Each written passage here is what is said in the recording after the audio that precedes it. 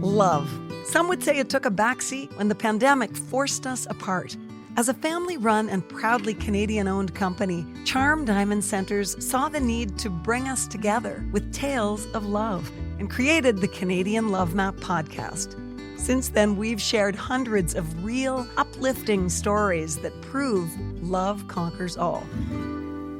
So thank you for listening. We couldn't do it without you. And remember, love starts here. We make each other better. She always reminds me about what actually matters. You know, love conquers all. Wherever he is, I want to be there, always. She just always accepted me for who I was. He makes me a better person. It was like love at first sight. Well, love is the most important thing. If I asked a group of people to paint me pictures of romance, all of them would look different. Just like love itself, romance is personal and unique to everyone. Hi, I'm Nancy Regan. In today's episode, Podstarter producer Nathan Stone quizzes Canadians about their thoughts on romance. What is romance? Is it grand gestures or simple moments? And of course, how do we keep romance alive in our long-term relationships? This is the Canadian Love Map. It's a cloudy day downtown, so Love Map's out looking for romantic silver linings to brighten things up. Making someone feel really, really special. I don't know how to say it any other way. Just making someone feel really special is just very romantic. Yeah, I feel like romantic is more about day-to-day stuff. If you do like one big gesture a year, I don't think it's gonna help your relationship. I believe like in... Bye-bye. We've approached this week's participants with a bevy of questions on the allure, excitement, and practicality of romance. Welcome to Love on the Spot. Romance. We met our participants out running errands, eating lunch, and taking afternoon strolls. We could tell they knew a thing or two about love, but we wanted to get to know them a little better. So we asked our cross-section of Canadians if they consider themselves to be romantic people. Depends on the day, but yeah, I think so. I think I am, but in reality, no, not so much. I probably think I am, but compared to other people, probably not. I'm not actually. No, not at all. I think I'm quite a romantic person. I do, yeah. Not as much as you, but I'm to an extent. the romantic. Yeah. Yeah, I would say so. No, I'm just not that type of guy. I think I don't usually do like the little stuff that make all the difference. I'm more like the big picture guy, and I don't have that touch, I think, to be a romantic person. She's telling the truth. He's not romantic at all.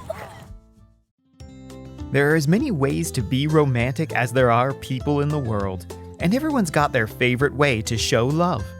We asked our participants to share what activities and dates ignite the spark of romance for them.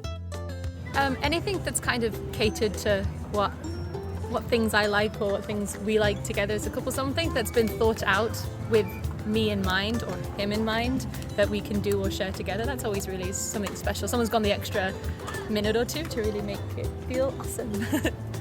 You like staying in and not spending money. I do love to stay and just watch a movie and Like plan a night where we can just relax at home, but go in the hot tub and like have a campfire, stuff like that. If we're going out, just dinner. Like movie theater, like just a movie, like Netflix at home, any kind of dinner.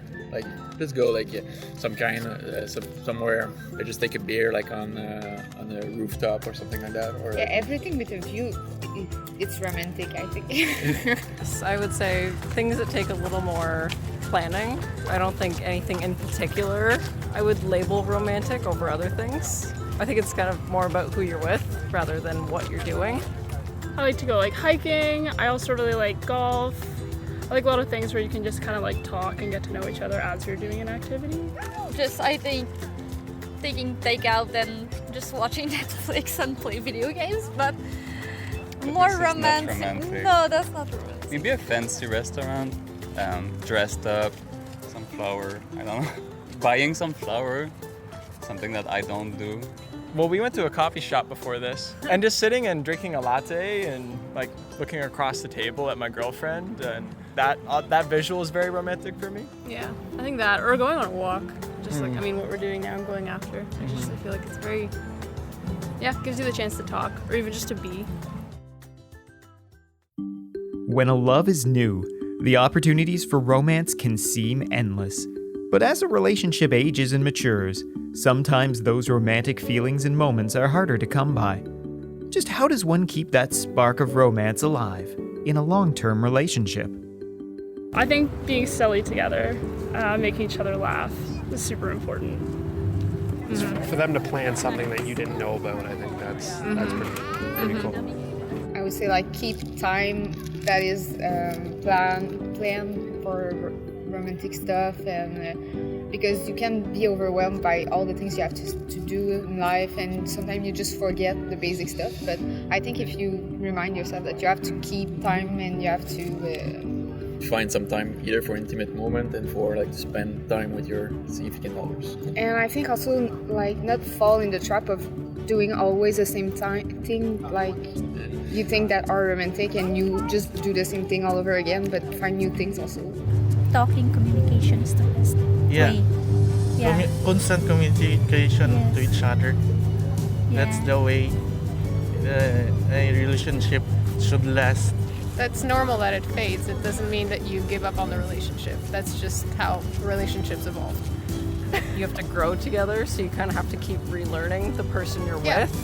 I think getting stuck with the idea that you're still with the person you first started dating however long ago, of course the spark's going to die. You change over time. You have to keep learning who the person you're with is. I don't know, just taking time to talk to each other, even if it's not like happy and everything. You need to just share everything. I think in the long term, like a routine comes in and then we stop doing fancy stuff, but we need to refresh things by breaking out of our routine or zone of comfort. But it's difficult to do after like 10 years and more, so we are working on that for sure. I think especially in the context of long distance, just intentionality and like being very intentional in planning when you're gonna call, or even just like intentional in your communication, where it's like if something comes up and you know that you're not going to be able to call as planned, like communicating that and like finding the next available time. And I'm a big advocate on making the commitments in relationships, such as marriage. And so I think that that's one thing that a lot of our relationships nowadays lack. And there's no like end goal in sight, you know? Like my end goal in our relationship is either to get married or to decide that we're not supposed to spend the rest of our lives together. And so there's that goal, which I think always incites romance. We've been together for 5 years and we never stopped dating. We do something at least once a week, where it's out of the house, or if it's in the house, it's specifically phones down or a themed thing or something silly that, again, someone's thought of for the other person. Just something nice, you know, even like this. This is his lunchtime and I've left the house to come and have lunch with him. There are no rules about what someone finds romantic. Sometimes things that might seem mundane, unusual, or even wild to some might be exactly what another is looking for. With that in mind, we put the question to our participants: what do you find romantic that others might not? I'm a words of affirmation person, so I guess sort of compliments in the morning and before you go to bed, just little things, I guess. I know I consider like our first date one of the times that we went to mass together and spent time in a church. Praying together, we pray together often, and that's pretty romantic. I like callbacks to like previous dates. She did something yesterday where it was her 1 month wedding anniversary. Yeah. And on our honeymoon, the national drink was Pisco Sours.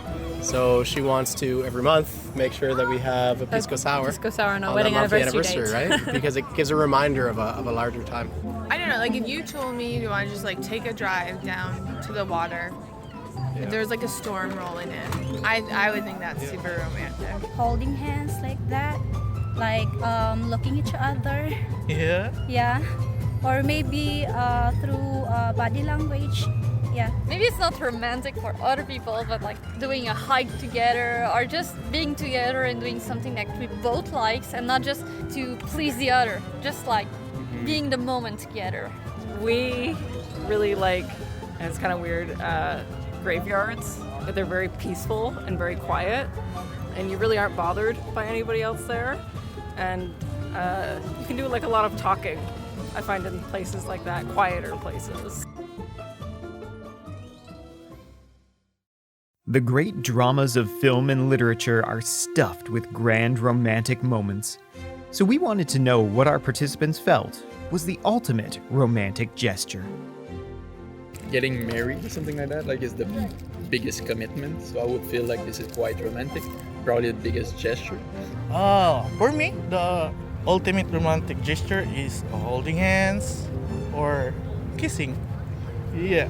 You just have to learn your person's love language. For everyone, it's different. Like for me, it's little attentions, but I know it's different for everyone. So just figure it out and make that happen for the person. Making sacrifices for each other, but not sacrificing who you are. And I guess it's really romantic when you both understand that about each other. I think it's just doing a vacation, walk on the beach, taking dinner time. Taking some time together. Yeah. She came here for 12 days to be with me. And so there's been a couple times since you've come that I just look at her and I'm like, she's here for me. And that to me is very intentional, and I feel really loved by that. I think on a similar note, like when you first asked me to be your girlfriend, like you flew to Vancouver specifically for that. Like I think it was over Thanksgiving, and it was just like not very long. It was less than a week, but like that was his reason for flying all the way to Vancouver for that. And so I think on that note as well, like very similar, just like intentionally flying out and like for that specific reason, and not just resorting to like over the phone or like agreeing to start dating. No, like I'm gonna do this in person.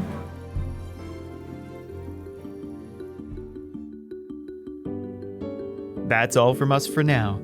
A big thanks to all our participants. Tune in next week for more Canadian Love Map. Thanks so much for listening to the Canadian Love Map. If you love us, please subscribe and share. We'll be back next week with another love story to add to the map. This podcast is presented and made possible by Charm Diamond Centers. It's hosted by me, Nancy Regan, and is produced and distributed by Podstarter.